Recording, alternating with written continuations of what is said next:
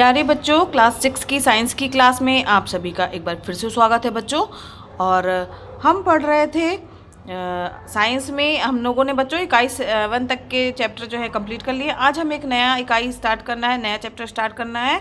तो आज हम स्टार्ट करेंगे इकाई 8 जंतु की संरचना व कार्य। तो बच्चों इस चैप्टर में हम पढ़ेंगे जंतुओं की बाह्य संरचना का सामान्य परिचय, साथ ही जंतुओं के विभिन्न अंगों के क्या कार्य हैं, उनमें कौन कौन सी ज्ञान इंद्रियां होती हैं, मानव तथा कुछ अन्य जंतुओं के कंकाल तथा उनके कार्य के बारे में पढ़ेंगे कि उनका कंकाल तंत्र कैसा होता है और उनके क्या क्या कार्य हैं, और जंतुओं में गति किस प्रकार से होती है। इस चैप्टर में हम ये सब पढ़ेंगे।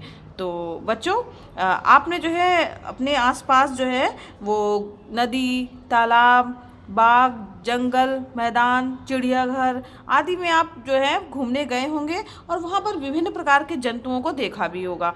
तो जब मेढक को देखा होगा, केचुआ, तिलचट्टा, घोंघा, सर्प, मछली, गिलहरी, हाथी, ये सब आप जो है देख चुके हैं। और देखने में लगता है कि हाथी स्थल पर पाया जाने वाला सबसे बड़ा जंतु है। तो क्या हाथी से भी कोई बड़ा जंतु है जो किसी अन्य स्थान पर पाया जाता है? तो सोचिए। और दरअसल बच्चों समुद्र में पाए जाने वाला ब्लू व्हेल जो है सबसे बड़ा जंतु है। तो हाथी से भी बड़ा कौन है? ब्लू व्हेल है, जो कि समुद्र में पाया जाता है। किसी चींटी अथवा अनाज में पाए जाने वाले घुन को आपने कभी देखा है? तो ये तो हमारी आंखों से देखने में संभवतः सबसे छोटे जीव लगते हैं कि घुन जो है वो सबसे छोटे होंगे बच्चों। तो क्या इनसे भी छोटे कोई जीव होते हैं? तो ये सब की चर्चा हम इस चैप्टर में करेंगे। तो विभिन्न आकार के जंतुओं के बारे में आज हम चर्चा करने जा रहे हैं। बच्चों आप किसी तालाब या पोखर से जो है कोई पानी लेके आइए, ठीक है? तालाब या पोखर का पानी आप ले आइए। अब जो सूक्ष्मदर्शी होता है, जो ये चित्र में देख रहे हैं ना बच्चों, आप देखिए ये आपको दिख रहा होगा, ये है हमारा सूक्ष्मदर्शी। तो इस सूक्ष्मदर्शी में आप रख करके देखें कि वो जो आप तालाब या पोखर से पानी लेके आए हैं तो उसमें क्या दिखाई दे रहा है। तो आप देखेंगे बच्चों कि जल की जो बूंदें हैं उसमें कई प्रकार के छोटे छोटे से जीव उपस्थित हैं ना। वो केवल आपको खुली आंखों से नहीं दिखाई देंगे, केवल सूक्ष्मदर्शी के माध्यम से ही आपको दिखाई देंगे। तो जो ये जीव हैं छोटे छोटे से, उनको क्या कहा जाता है? सूक्ष्म जीव कहते हैं, ठीक है? सूक्ष्म जीव कहा जाता है उन छोटे जीवों को। क्यों कहा जाता है? क्योंकि वो सूक्ष्म होते हैं और उन्हें केवल सूक्ष्मदर्शी की सहायता से ही देख सकते हैं। तो ये देखिए बच्चों, ये एक सूक्ष्मदर्शी का चित्र बना हुआ है। सूक्ष्मदर्शी इसी तरीके का होता है। इसमें नेत्रिका, ऊपर की तरफ जो लेंस होता है उसे क्या कहा जाता है? नेत्रिका कहा जाता है। और एक आवर्धक लेंस यहाँ पे रखा होता है, ठीक है? और यहाँ पर जो है स्लाइड को रखा जाता है, स्लाइड रखा जाता है। उस स्लाइड में ही जो पानी की बूंदों को टपकाया जाता है, उस स्लाइड की सहायता से ही हम यहाँ नेत्रिका ऊपर से जो है देखते हैं। तो उसमें सूक्ष्म जीव जो है हमें दिखाई देते हैं। और यहाँ पर नीचे क्या होता है? एक दर्पण लगा हुआ होता है। तो आप इसको जो है लैब में देख भी सकते हैं। जब आप थोड़ा बड़े होंगे, 9th-10th में प्रैक्टिकल करेंगे, तो आप जो है इसको देखेंगे, इसका प्रयोग भी करेंगे, ठीक है बच्चों? और पानी में जो सूक्ष्म जीव, जब यहाँ पे स्लाइड रखी और पानी की बूंद को देखा, तो ये समझ लीजिए पानी की बूंद है। वैसे तो हमें खाली पानी की बूंद जो है वो पूरी आर पार दिखाई देने वाली ट्रांसपेरेंट दिखाई देती है, मगर जब हम उसको सूक्ष्मदर्शी की सहायता से देखते हैं बच्चों, तो यहाँ पर जो है वो पानी की बूंद में बहुत सारे सूक्ष्म जीव हमें दिखाई देते हैं। देखिए यहाँ पर जब उसको सूक्ष्मदर्शी से देखेंगे तो ये अमीबा जो है बना हुआ है, ठीक है? ये युगलीना का चित्र बना हुआ है। यहाँ पर जीवाणु है, पैरामीशियम है ना। तो ये सारी चीज़ें जो हैं वो आपको सारे सूक्ष्म जीव जो हैं वो दिखाई देंगे। किसमें? पानी की बूंद में, जो कि हम अपनी खुली आंखों से या नग्न आंखों से नहीं देख सकते हैं। और सूक्ष्मदर्शी के द्वारा सूक्ष्मों को देखने के लिए देखिए यहाँ पे एक लड़की बनी हुई है, जो कि सूक्ष्मदर्शी की सहायता से सूक्ष्म जीवों को जो है वो देख रही है। ये देखिए इस तरीके से यहाँ पर ये लेंस है, यहाँ ऊपर नेत्रिका लेंस की सहायता से देखते हैं, यहाँ नीचे स्लाइड रखी रहती है और वहाँ से हम देखते हैं, ठीक है? समझ में आया बच्चों? यहाँ पर देखिए बच्चों, यहाँ पर कुछ सूक्ष्म जीवों के चित्र बने, कुछ जीवों के चित्र बने हुए हैं बच्चों, सूक्ष्म जीवों के नहीं, कुछ जीवों के चित्र बने हुए हैं। तो यहाँ पर जो जीवधारी हैं इसमें से कुछ में जो है कशेरुकी दंड पाया जाता है और कुछ में नहीं पाया जाता है। तो कुछ में जिसमें कशेरुकी दंड नहीं पाया जाता है उन्हें अकशेरुकी कहा जाता है, प्राणी कहते हैं। और जिसमें कशेरुक दंड पाया जाता है उन्हें कशेरुकी प्राणी कहते हैं, ठीक है? कशेरुकी जो प्राणी है उसमें मनुष्य जो है वो सर्वोच्च प्राणी माना जाता है। मनुष्य की आँख, नाक, कान, हाथ, पाँव आदि जो है वो सभी अलग अलग अंग हैं जिनका जो सबका कार्य क्या है, अलग है। हाथ का कार्य अलग है, पाँव का कार्य अलग है, आँख अलग कार्य करती है, कान अलग कार्य करते हैं। तो इन सब का अध्ययन जो है बच्चों हम आगे करेंगे। तो यहाँ पर देखिए, यहाँ पर कुछ जीव बने हुए हैं, मेढक, अमीबा, मछली, तितली, सर्प, शुतुरमुर्ग, घोंघा, तारामीन, तारा मछली जिसको कहा जाता है, ये देखिए केंचुआ मछली, युगलीना, कछुआ, गिलहरी, हाथी, कंगारू। तो ये सारे जो हैं वो विभिन्न आकार के जो हैं जंतु हैं जिनसे आप परिचित भी होंगे कुछ सारे जंतुओं से, और कुछ जो है नहीं जानते होंगे, जैसे अमीबा वगैरह हो गया, युगलीना हो गया, क्लेमाइडोमोनास जो हो गया। ये सब जो जंतु हैं इनमें से कुछ को सूक्ष्मदर्शी की सहायता से ही केवल देखा जा सकता है और कुछ को हम खुली आंखों से भी देख सकते हैं। हाथी वगैरह तो ये सब, ये मेढक, हाथी, शुतुरमुर्ग, मछली, ये सब तो गिलहरी, ये सब तो हम अपनी आंखों से दिखाई देने वाले जीव हैं। लेकिन कुछ जीव ऐसे भी हैं जिनमें जो उनको हम अपनी आंखों से नहीं देख सकते हैं। युगलीना हो गया, क्लेमाइडोमोनास हो गया, आपका अमीबा हो गया, और ये सब जीवों को हम अपने खुली आंखों से नहीं देख सकते हैं। अब हम चर्चा करेंगे जंतुओं के विभिन्न अंग एवं उनके कार्यों की। तो इसमें बच्चों जो विभिन्न अंग हैं, तो अगर कभी कभी होता है कि आप स्कूल नहीं जा पाते हैं, कुछ बच्चे कहते हैं कि हाँ मेरे पेट में दर्द था इसलिए स्कूल नहीं आए हैं ना, तो पेट दर्द का भी कुछ कारण हो सकता है। तो कुछ लोग बोलते हैं कि उसने या तो खाना नहीं खाया होगा इसलिए पेट दर्द कर रहा है, या तो बोलते हैं कि वो ज़्यादा खा लिया होगा तो उसका पेट दर्द कर रहा होगा ना। तो ये सब चीज़ें, ये सब बातें आती हैं। तो पेट दर्द हो रहा है अगर मान लीजिए, तो उसमें इसका मतलब है कि उसका पाचन अंग जो है वो सही काम नहीं कर रहा है।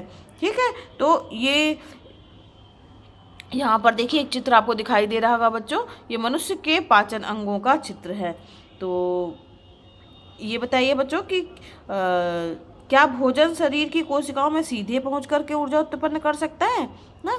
तो ऐसा नहीं हो सकता, क्योंकि भोजन जो है वो घुलनशील रूप में पहले जो हम भोजन खाते हैं तो वो घुलनशील तो पहले होता नहीं है, वो तो ठोस आहार होता है। तो वो पहले घुलनशील रूप में बदलेगा, फिर कोशिकाओं तक पहुंचने के लिए ज़रूरी है कि अगर वो कोशिकाओं तक पहुंचेगा तभी तो उनको एनर्जी देगा। और हमारे भोजन में जो है एनर्जी देने वाले तत्व भी होने चाहिए, प्रोटीन, वसा, विटामिन, लवण, ये सब होने चाहिए। और प्रोटीन, मंड और वसा जो होता है बच्चों वो पानी में अघुलनशील होता है। इन अघुलनशील भोज्य पदार्थों को सरल तथा घुलनशील अवस्था में बदलने की एक प्रक्रिया होती है जिसे क्या कहा जाता है, पाचन कहते हैं। तो कुछ चीज़ें तो घुल जाती हैं लेकिन कुछ चीज़ें अघुलनशील भी होती हैं जो हम खाने के रूप में जो ले रहे हैं। तो उसमें से बच्चों जो प्रोटीन होता है, मंड होता है, वसा होता है, ये जो है क्या है, पानी में घुलनशील नहीं होता है। तो इनको सरल पदार्थों के रूप में और घुलनशील अवस्था में तोड़ने वाली प्रक्रिया क्या कहलाती है, पाचन कहलाती है। मनुष्यों में यह क्रिया जो है वो कौन कौन से अंगों के द्वारा होती है, तो इसके लिए देखिए यहाँ पर चित्र में भी आप समझ रहे होंगे। तो मुख गुहा होता है, भोजन नली होती है, ग्रास नली होती है। यहाँ देखिए मुख से हम खाना लेते हैं ना, ये नासिका है, नासा गुहा हो गई। तो मुख से हम खाना लेते हैं तो ये मुख गुहा हो गई। इसके बाद यहाँ से खाना जो है अंदर हमारे यहाँ शरीर में, पेट में अंदर जब जाता है तो वो ग्रास नली की सहायता से जाता है। ठीक है, और इसके बाद फिर ये यहाँ पर अमाशय है हमारा, यकृत है, पित्ताशय है, छोटी आंत है, बड़ी आंत है, और कोलन है। अपेंडिक्स की भी एक छोटी सी आंत होती है, निकली होती है। और जब खाना पच जाता है तो जो गंदगी होती है वो सारी जो है वो मलाशय और गुदाद्वार के द्वारा जो है वो बाहर निकल जाती है। तो जो पाचन क्रिया में जो है कौन कौन से अंग भाग लेते हैं बच्चों, तो ये हमारे पाचन अंग हैं, मुख गुहा, भोजन नली जिसको ग्रास नली कहा जाता है, अमाशय, छोटी आंत, बड़ी आंत, मलाशय एवं गुदाद्वार। ठीक है, या गुदा, यह सभी पाचन अंग कहलाते हैं। तो इनसे संबंधित दो पाचन ग्रंथियां भी होती हैं, कौन कौन सी, यकृत और अग्नाशय। तो यकृत कौन सी ग्रंथि होती है, तो यह मनुष्य के शरीर की सबसे बड़ी ग्रंथि होती है और यह चॉकलेट या गहरे भूरे रंग की होती है। ये यकृत में किसका निर्माण होता है बच्चों? पित्त रस का निर्माण यकृत में होता है। और अग्नाशय जो है वो हल्के गुलाबी रंग की ग्रंथि होती है और यह अग्नाशयी रस का स्राव करती है। तो ध्यान दीजिएगा बच्चों, पित्त रस जो है वो कहाँ बनता है? हमारे यकृत में बनता है। और अग्नाशय जो अग्नाशयी रस है वो अग्नाशय में बनता है। अग्नाशय हमारा हल्के गुलाबी रंग की ग्रंथि होती है ना, और जो ये यकृत है हमारी वो चॉकलेट या गहरे भूरे रंग की ग्रंथि होती है। यकृत भूरे रंग का होता है और अग्नाशय जो है वो गुलाबी रंग का होता है। पाचन अंग और पाचन ग्रंथियाँ मिलकर के क्या कहलाती हैं? वो जो पाचन अंग हैं और ये जो 2 पाचन ग्रंथियाँ हैं ना, ये मिलकर के पाचन तंत्र को बनाती हैं। इन पाचन ग्रंथियों से जो है वो पाचक रस स्रावित होता है, निकलता है। स्रावित होना यानी क्या होता है बच्चों? निकलना। तो पाचन ग्रंथियों से पाचक रस निकलता है और ये पाचक रस जो है वो रासायनिक क्रिया के द्वारा भोजन में उपस्थित प्रोटीन, मंड तथा वसा को जो है वो सरल बनाते हैं, तोड़ते हैं, घुलनशील बनाते हैं और उसको घुलनशील अवस्था में परिवर्तित कर देते हैं। समझ में आया बच्चों कि कैसे होता है? तो पाचन ग्रंथियों से पाचक रस स्रावित होता है और ये पाचक रस जो है वो रासायनिक क्रिया के द्वारा भोजन में उपस्थित प्रोटीन, मंड तथा वसा को सरल बना देते हैं, तोड़ देते हैं और घुलनशील अवस्था में परिवर्तित कर देते हैं। और ये सरल पदार्थ बच्चों आहार नली में कोशिकाओं के द्वारा अवशोषित कर लिए जाते हैं। और यदि हम आवश्यकता से अधिक भोजन ले लेते हैं तब क्या होगा?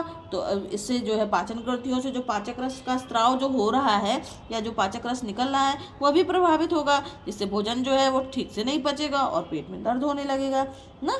तो पेट में दर्द का कारण ये भी होता है कि अगर आवश्यकता से अधिक भोजन हमने कर लिया है तो हमारा पाचन जो है वो सही नहीं होता है और हमारा पेट दर्द हो सकता है। इसलिए संतुलित भोजन करना चाहिए। एक कोशिका संरचना वाले सूक्ष्म जीव जैसे अमीबा, पैरामीशियम है, इसमें भोजन का पाचन जो है वो कोशिका में ही होता है, इसके लिए कोई अलग से अंग नहीं होता है। अगर एक कोशीय संरचना वाले सूक्ष्म जीव हैं जैसे अमीबा हो गया, पैरामीशियम हो गया ना, तो इनमें भोजन का पाचन बच्चों कोशिका में ही होता है। और जो केचुआ है, तिलचट्टा है, ये सारे जो जंतु आप देख रहे हैं तो उसमें आहार नाली तो होती है परंतु आहार नाल के सभी भाग नहीं होते हैं ना, इसमें केचुआ, तिलचट्टा इन सब में। और मछली, मेढक, छिपकली, पक्षी तथा सभी स्तनधारी जंतुओं में पूर्ण विकसित आहार नली होती है।